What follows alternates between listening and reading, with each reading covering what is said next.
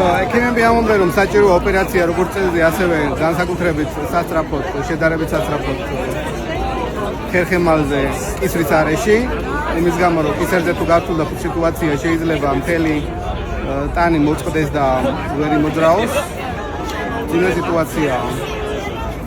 განსაკუთრებით მძიმეა იმის გამო, რომ ეს პროგრესირებადია და პრაქტიკულად მანამდე მაინც არ აწუხებდა არაფერი კისრის დამაგვარი და ეს ყველაფერი გართულდა ციხეში იმ ასე ვთქვათ გაუცალის პირობებში, ასევე ძალიან ცუდი კვების პირობებში და ნიოს რეალურად ჭირდებოდა სახში ყოფნა, რომ დამატებით მიხმარებოდით და ისაკვები მიეღო და ის მოძრაობები ეკეთებინა, რაც მის ჯანმრთელობა შეინარჩუნებდა და ამის მაგივრად დააკავეს წინასწარი გამოძიებისთვის, დააკავეს და დაიჭირეს და აუგზავნეს ყოველგვარი ასე ვთქვათ სიკეთეები, რაც მის ჯანმრთელობას სასიცოცხლოდ ჭირდებოდა. ნიოს განწყობა ამ შემთხვევაში არის საკმაოდ ასე ვთქვათ პრობლემატური.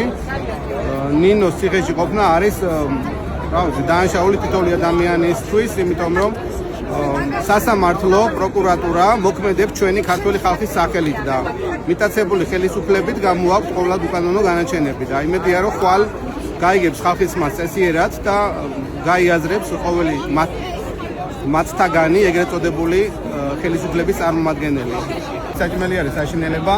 ნინოს კიდე კუდის პრობლემა ჰქონდა და შესაბამისად ხილს მაინც ვერ იღებდა, ბოსტონს იქ პრაქტიკულად არ აძლევდნენ, როცა კითხულობდა იყო თუ არა სალათა, არ იყო სალათა. მე რო ვკითხე რომ პური წესიერი შევიტანოთ, ან იქ მაინც იყიდოს, თუ არ იყო მაგის საშუალება. ჭიქაც არ შემატანინეს და ბოლოს ძლივს როცა გადაიყვანეს იქ სხვა ჯარდობლების ასე ვთქვათ შენობაში, მე მისცეს უფლება რომ ეყიდა ჭიქა, იმიტომ რომ სხვა შენობაში. დარეკვის საშუალებაც არ ქონდა ყოველთვის, მარტო დილა შეეძლო დარეკვა იმის გამო რომ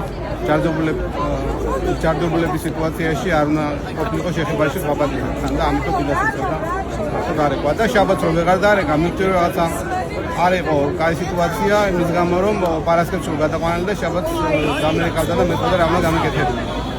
და მე კვირას დარეკა რომ ასე ვთქვათ გააშუქე ეს ამბებიო და მაინც ადვოკატს შეუთანხმდით რომ მაინც არ გაგვეცელებინა სანამ სიტუაცია არ გაერკვეოდა, რომ რეალურად გვენახა და დღეს რომ ნახე უკვე ძალიან ცუდად არის და უჭერს გავცხოვრება იქ მარტო საკანში.